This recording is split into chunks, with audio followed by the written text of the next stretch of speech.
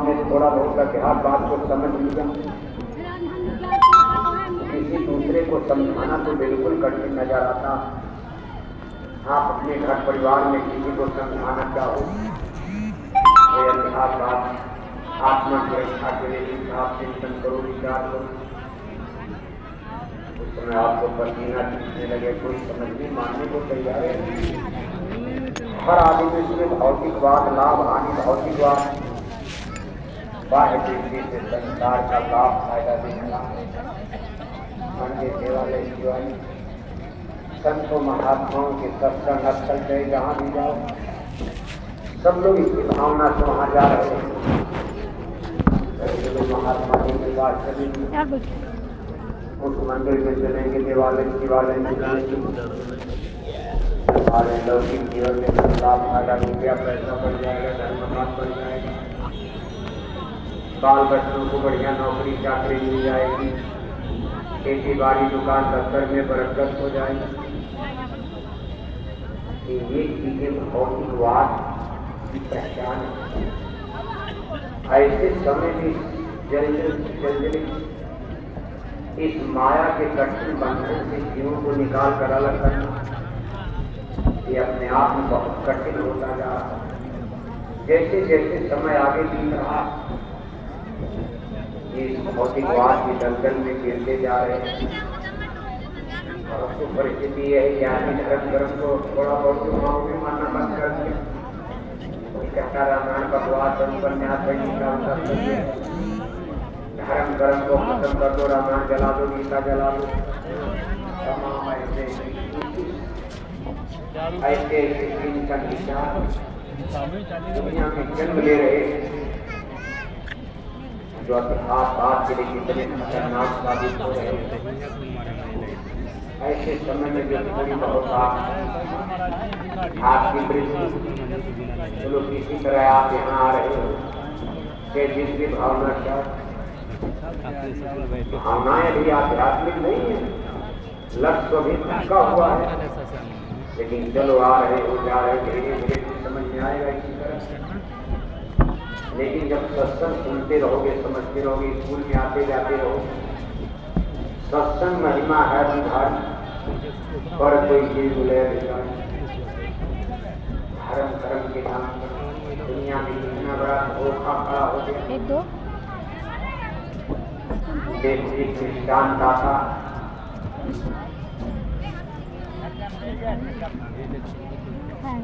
एक बार एक मुसलमान महात्मा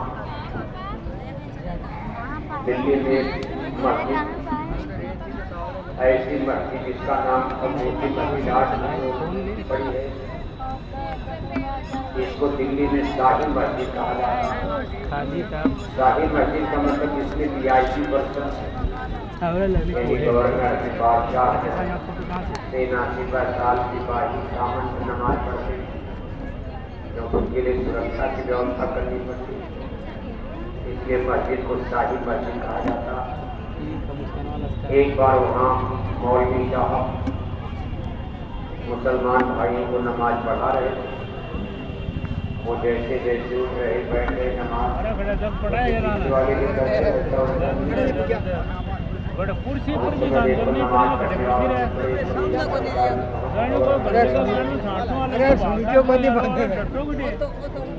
जमाना बादशाह औरंगजेब पर चला।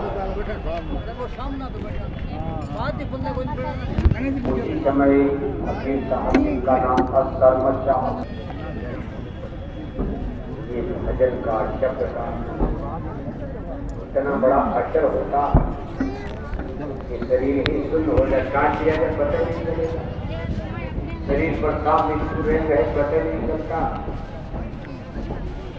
ज्यादा गर्मी का कोई असर नहीं पड़ता अगर भजन बनने में।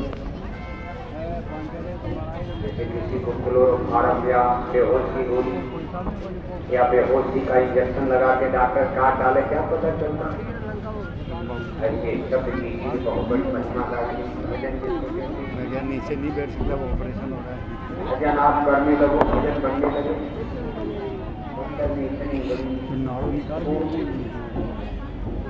बाहर से नहीं पता चलता, अंदर में आपको पता चलेगा।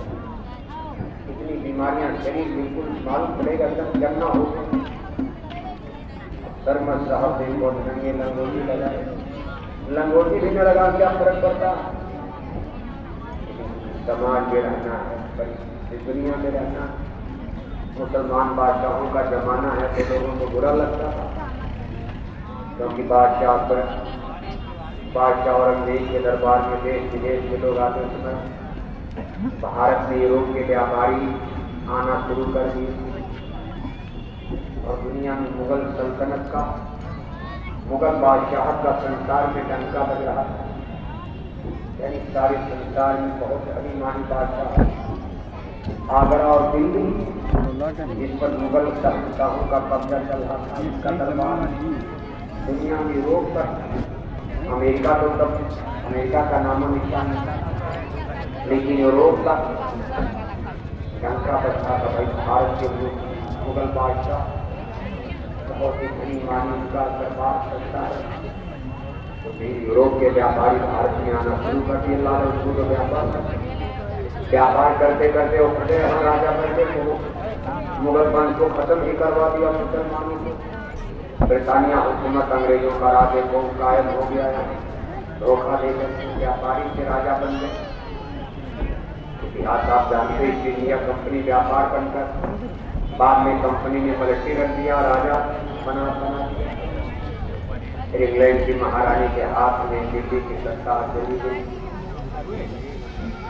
अब देखो सरमत जहां उतर के बिगड़ गए, उन्होंने देखा भाई ये नमाज करने लोग नमाज अदा कर रहे।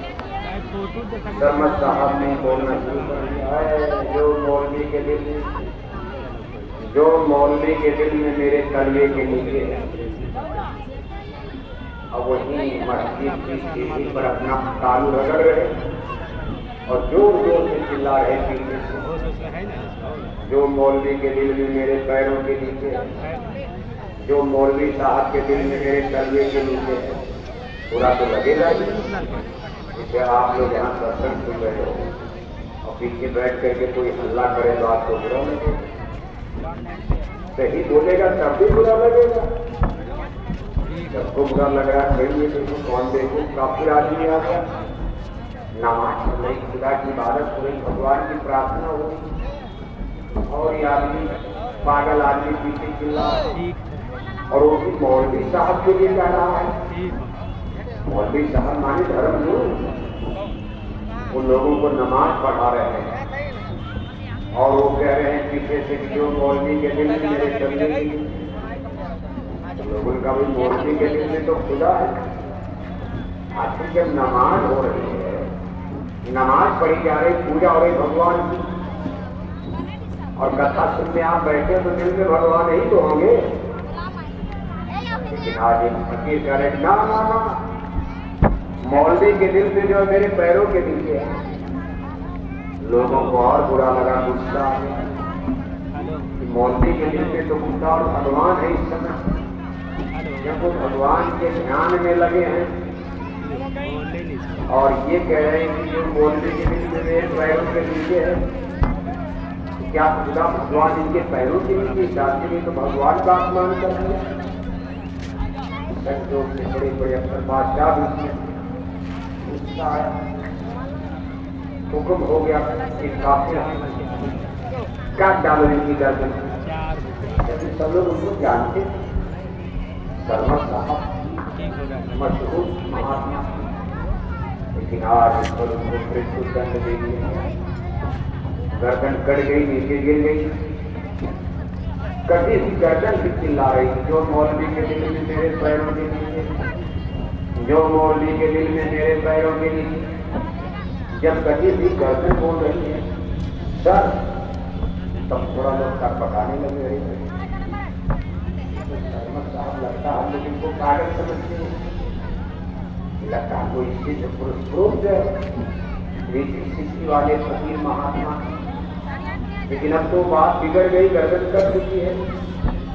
तब तक उनके मुर्शिद कामिल, जैसे हम लोग सदगुरु कहते हिंदी भाषा में, ऐसे दीन ईमान इस्लाम में मुसलमानों के यहाँ उनकी अरबी फारसी उर्दू भाषा में गुरु सदगुरु को कामिल मुर्शिद कामिल मुर्शिद, मुर्शिद कामिल, पीर आजम, आला मुर्शिद, वक्त हकीम, वक्त मुर्शिद, तमाम नाम है। जो भाषा का अंतर है, हिंदी में कुछ, अंग्रेजी में कुछ। अंग्रेजी में कहोगे तो सदगुरु को the great master of spiritualism, जब भाषाओं का जब उनके गुरु महाराज घर से गुजर रहे थे, देखा शिष्य की गर्दन कट गई, रुक गए और सारे भाई तूने मेरे भगत को क्यों मार डाला, इसको क्यों कत्ल करवा दिया। लोगों ने कहा हजूर इसने खुदा की राह में गुस्ताखी किया है, खुदा के सम्मान में इसने भूल किया, अपमान किया है। क्या अपमान कर करे, कहा एक कहता था खुदा मेरे पैरों के नीचे, कहा ना ना हक कितनी बड़ी कभी गलती नहीं कर सकता, वो भी मेरा हक। मैंने अपने भक्तों को जो शिक्षा दिया ऐसी मैंने कोई शिक्षा नहीं दिया। मेरा कोई देवी देवता भगवान का अपमान करेगा, पूरी बात बताए। इसने कहा क्या, पहले तो लोगों ने कहा भाई इसने कहा खुदा मेरे पैरों के नीचे। जब महात्मा जी ने कहा ना ऐसा कहीं नहीं सकता मेरा भक्त, मैंने इसको अपनी आध्यात्मिक पाठशाला सत्संग में इस तरह से मैंने पाठ पढ़ाया, शिक्षा दिया। ये कभी किसी देवी देवता भगवान का अपमान नहीं कर सकता। सही बताओ कहा क्या। लोगों ने कभी जुबान से कहा, इसने कहा जो मौलवी के दिल वो मेरे पैरों के नीचे, लेकिन फकीर साहब मौलवी के दिल में खुदा, और एक ऐसा खुदा। मैंने कहा ना ना ना ना ना, मौलवी के दिल में खुदा होता तो मेरा भक्त ऐसे नहीं बोलता। मौलवी बोला नमाज पढ़ते समय उनके मन में ध्यान में क्या चल रहा था, जैसे आप जय गुरु नाम लेते हो आपका ध्यान कहाँ है, माला तो इधर है और ध्यान आपका घर में। तो माला फिरे, मनवा फिरे, क्यों हो जय गुरु जय गुरु जय गुरु जपते जा रहे, ध्यान आपका चला गया, कहीं ट्रैक्टर चला रहा, कहीं खेती में, कहीं दुकान में, कहीं इसमें, कहीं रगड़ा में, कहीं झगड़ा में, कहीं मार में, कहीं काट में, कहीं किचन में रसोई में जाके पूरी परेखा बन रहा कि बच्चों को स्कूल जाना जल्दी जल्दी माला जपो, कहीं स्कूल की बस में छूट जाए, बच्चों की टिकट भरना है। सबका मन तो वही है, ये उस मन की हाल है जिसको नाम दान मिला। आपके मन का हाल है जिसको सदगुरु नहीं मिले, सही रास्ता नहीं मिला। जो लोग गंगा जमुना तीरथ सूरत में भगवान को खोज रहे, उनके मन का क्या बुरा हाल हो रहा। जो गाजा पीती रहे, घंटा भी बजा रहे, मंदिर में टन टन घंटी घंटा बजाए जा रहे, चंदन तिलक टीका लगाए जा रहे, गंगा गोदावरी नहाए जा रहे, हरे राम हरे कृष्णा कीर्तन गाए जा रहे, अखंड रामायण पढ़े जा रहे, जय श्री राम नारा लगाए जा रहे, और 1 किलो मछली खाए जा रहे, 1 किलो अंडा खाए जा रहे, 10 बोतल दारू शराब पिए जा रहे। उनका मन पूजा के समय कहाँ रहता होगा, अंदाजा लगाए। आपको सदगुरु मिल गए, सच्चे संत। जब तक संत मिले ना पूरे पड़े रहोगे अधमें, वो जरीब की आंखों की घटनी। आपको पूरे संत सदगुरु मिल गए, नाम की अमोलक दौलत मिल गई, और आपके माला पूजा का ये हाल है। 2 मिनट की आपका मन बुद्धि का कंसल्टेशन, आपका ख्याल ध्यान अंदर में टिकता ही नहीं है। बाहर बाहर पूरी माला पूजा, आधा घंटा बैठो, चाहे 40 मिनट, चाहे 1 घंटा, कुल मिला के 5 मिनट 10 मिनट भी मन नहीं टिकता है, बाहर भटक रहा दुनिया में। दुनिया दारू, जबकि आपका खान पान शुद्ध है। आप देखिए सीरियल लाइफ सिस्टम, शुद्ध शाकाहारी जीवन बिता रहे हो, आपका मन फिर भी इतना चलकर चलायमान है। जो पशु पक्षियों की सड़ी गली मुर्दा मांस खाता, शराब गांजा भांग को खा पी कर मंदिर में पूजा पाठ कर रहा, गंगा गोदावरी नहा रहा, उसका मन का क्या बुरा हाल होगा, कितना चंचल होगा। इस पर आप सोचो दुनिया कहाँ भटक रही। आज जब गुरु जी के सामने बात की गई कि गुरु महाराज, इसने कहा था मौलवी के दिल में मेरे पैरों की मिट्टी, तो गुरु महाराज ने कहा मेरे भक्त ने सही कहा, मौलवी साहब को बुलाओ, जो धर्म गुरु है, चेला नहीं है। मुसलमानों के गुरु है नमाज पढ़ाने वाले, उनको बुलाओ। जिस समय लोगों को नमाज पढ़, उनके मन में क्या चल रहा है, उनका ध्यान कहाँ भटक रहा था। मौलवी साहब को बुलाया गया। पहले तो मौलवी साहब ने बहाना मारा, आप तो फिर भी थोड़ा बहुत अपनी सही बात बता देते तो हमारा मन नहीं लगता, हम सुमरन करते हमारा मन भटकता, भजन नहीं बनता, नहीं दिख रहा है। ये मानी सम्मानी कर्म कांडी लोग झूठ बोलते, ये दुनिया को झूठी गुरुवारी में धोखा देते, ऐसा पाठ पढ़ाते मालूम पड़ा भी आपको मुक्ति दे देते। ये ईमानदारी की बात करते नहीं कि हम धोखे में हैं। अंधा गुरु बहिरा चेला हो नरक में खेला, जहाँ का गुरु है यहाँ धरा चेला निपट है। अंधे अंधे खेलिया दोनों को पर, अंधा किसी को पार करने का दावा करता है। सामने नदी है, नाला है, और एक अंधा आदमी कहते हो हम पार करवा देंगे, हंसी आती है। साहब कबीर ने कहा जब भाई मैं अंधा अंके के समझा, एक दो होते बिने समझौता, सब ही भुलाई गए बेटवा के धंधा, जग भैले अंधा अंके के समझा। आज गुरुवाई करने वाले के अंधे हैं, उनको खुद नहीं पता किधर चलना। आज मौलवी साहब का वही बुरा हाल हो रहा। पहले तो दाएं बाएं अपनी इज्जत को बचा रहे हैं कि मुझे दुनिया क्या कहेगी। बोलते आप कैसी नमाज पढ़ाते हो, आप आप मौलवी हो, मुल्ला हो, क्या दुनिया को धोखा देते हो। इसलिए मौलवी साहब अपनी इज्जत बचाने के लिए पहले तो झूठ बोले, फकीर भी फकीर होते डांटा उन्होंने। मौलवी साहब मेरे शिष्य को, मुरीद को तो मार डाला, लेकिन हमको नहीं मार पाओगे। मैं सत्य बताऊंगा, मैं मन के भेद को जानता हूं, भेद सबके सामने अभी खोल दूंगा, मैं पर्दा कर दूंगा आपको। फकीरों से, महात्माओं से कुछ छिपा रहता है, इसीलिए कहते हुए सदगुरु के आगे सब खोल दो, बेपर्दा हो जाओ। सदगुरु से हमारे है बुराई कुछ छिपे नहीं हो, बोलते नहीं है, लेकिन अंतर जाने होते। जब महात्मा ने जांटा तो मौलवी साहब ने दिल की बात बताई, बात सही है। जिस समय मैं नमाज पढ़ा रहा था लोगों को, उस समय मेरे घर में मेरी बेटी है, उम्र थोड़ा ज्यादा हो गई, 17 था, तब तो 17-18 साल उम्र बहुत मानी जाती। बेटी की शादी करने का समय आ गया, मेरे पास पैसा नहीं, मेरा ध्यान इसी चिंता में, दिन रात हर समय चिंता रहती कैसे शादी होगी। जब मैं पूजा कर रहा था, नमाज पढ़ा रहा था, वही चीज मेरे दिमाग में लगी ना, हे भगवान कहीं से कुछ पैसा मिल जाता, कम से कम अपने बेटे की मैं शादी कर देता, कहाँ से पैसा मिलेगा। अब 5-10 मिनट की तो नमाज होती है, आपका आधा घंटा इसी में बीत जाता, पता नहीं चलता कौन माला जप रहे हैं।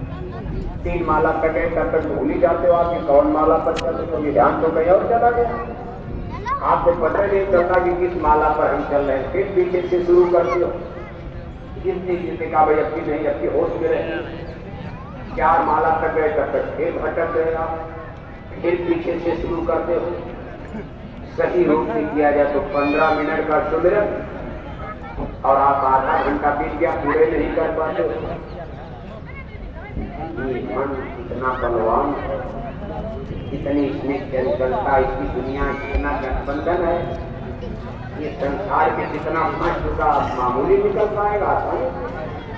निकलते निकलते ऋषि मुनि अपनी हड्डी गला डाले, लेकिन संसार की ममता के मोह इस माया के प्रपंच से मन को नहीं निकाल पाए, उतना आसान नहीं होगा।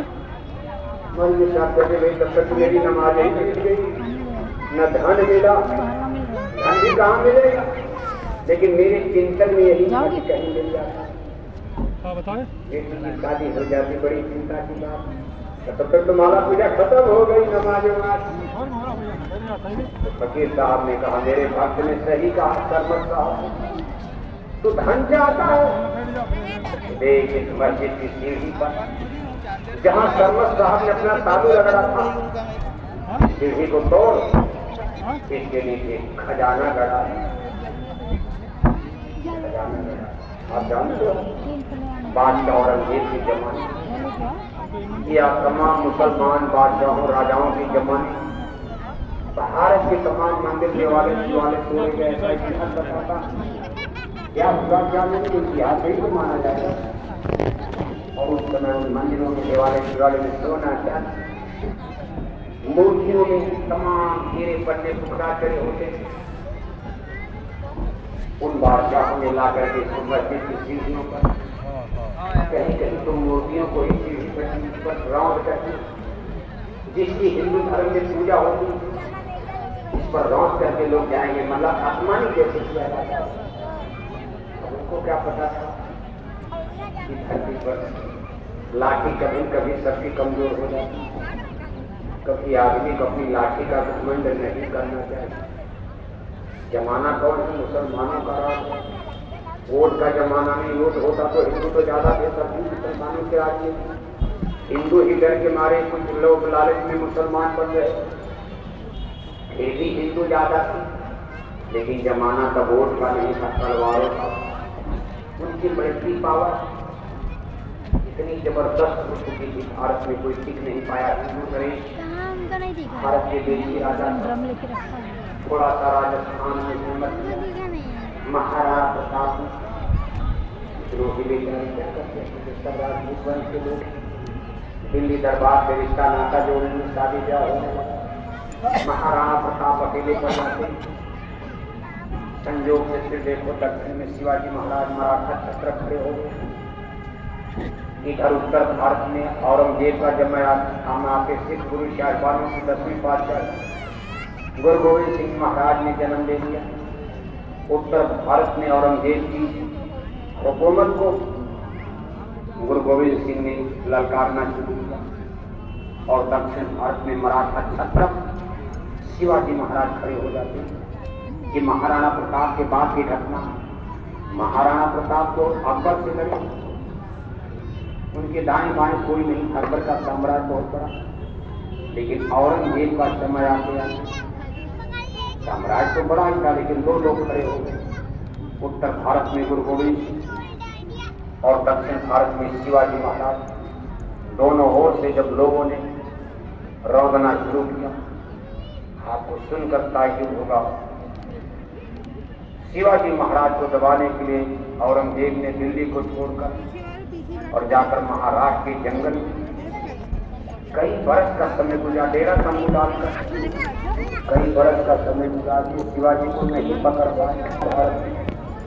उनकी मौत की कहानी बड़ी कठिन थी, नहीं पहुंच पाए।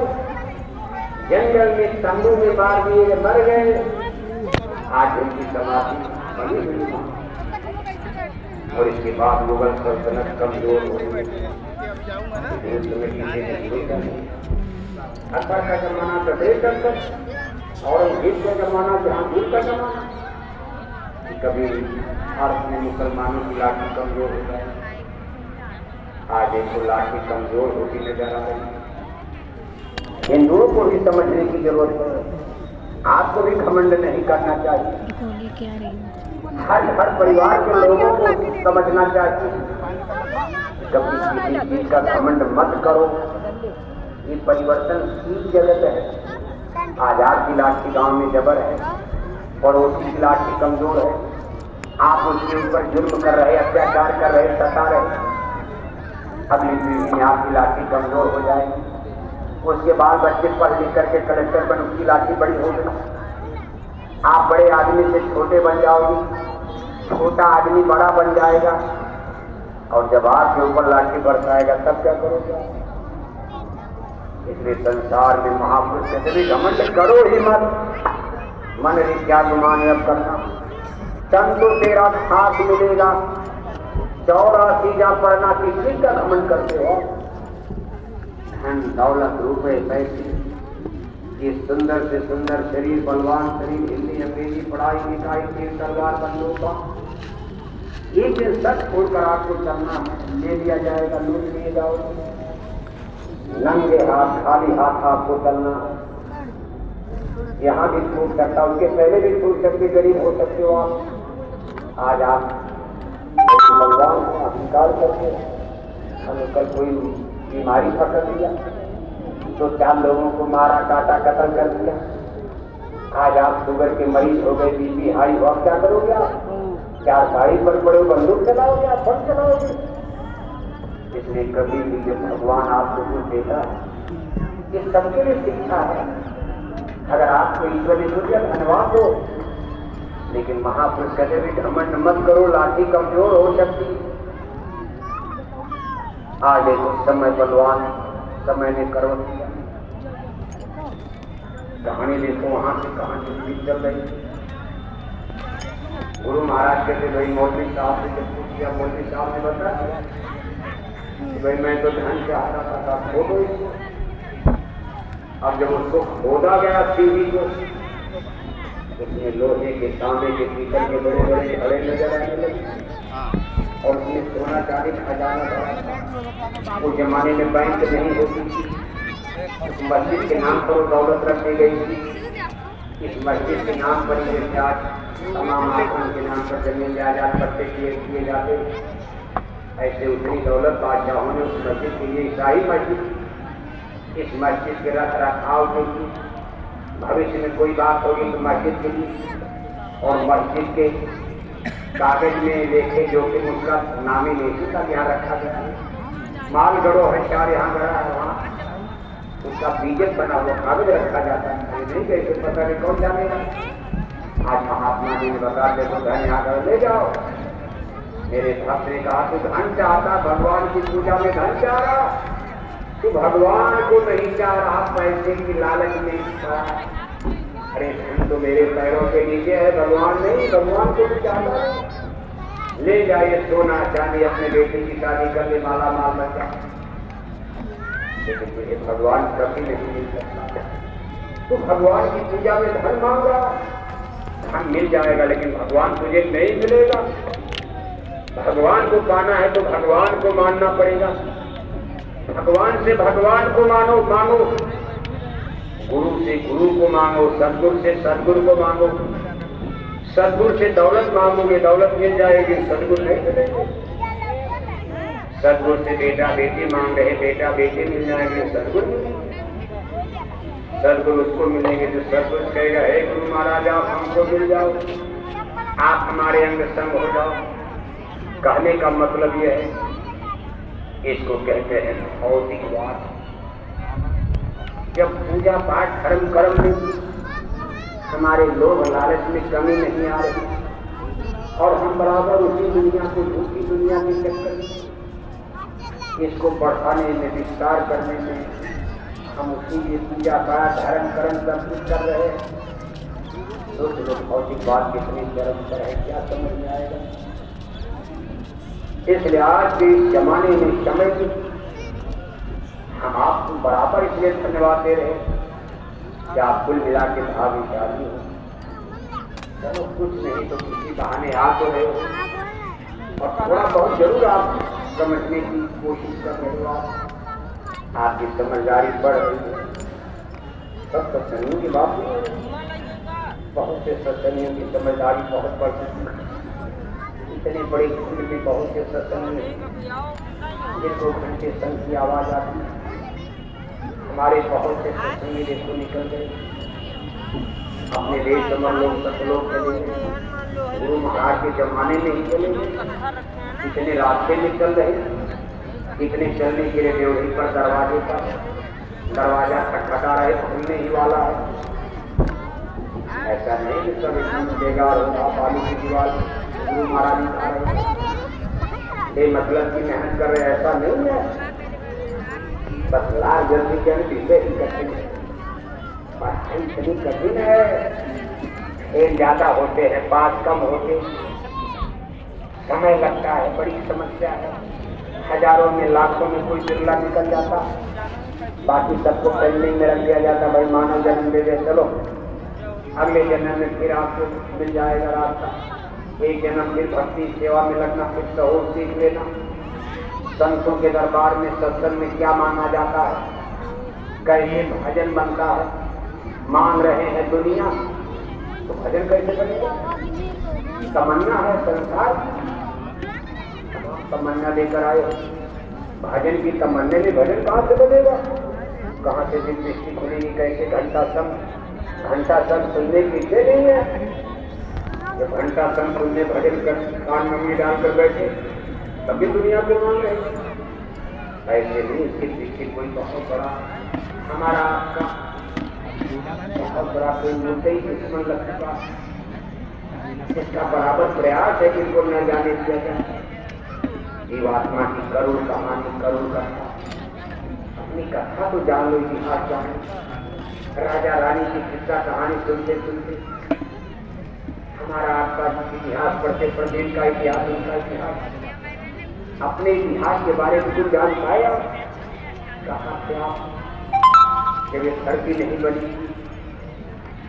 ब्रह्मांड सूरज चंदा तारे नहीं, ब्रह्मांड में कुछ नहीं था, आखिर तक मान लो, यही मान लो आप लोग ब्रह्मांड नहीं जान रहे, आप धरती पर जहाँ रह रहे हो, जब हमारी ये धरती माता नहीं थी तब हम लोगों का निवास स्थान में भी हमारा आपका कहाँ घर था, हम लोग कहाँ रहते थे, कहाँ मुकाम था।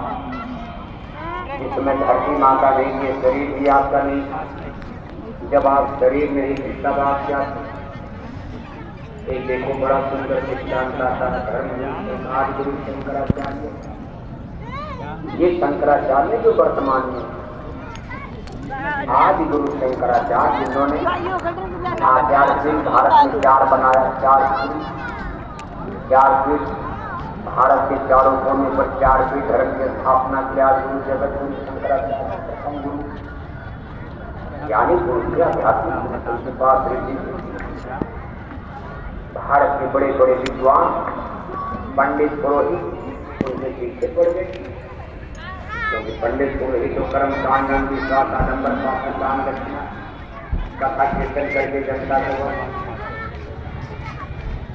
एक बात, भारत के बहुत बड़े विद्वान, बड़ा नाम है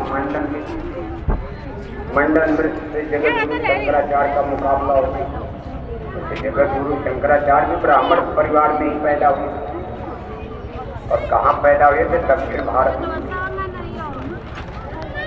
और मंडन मिश्र, लेकिन अब जाति साफ अलग है।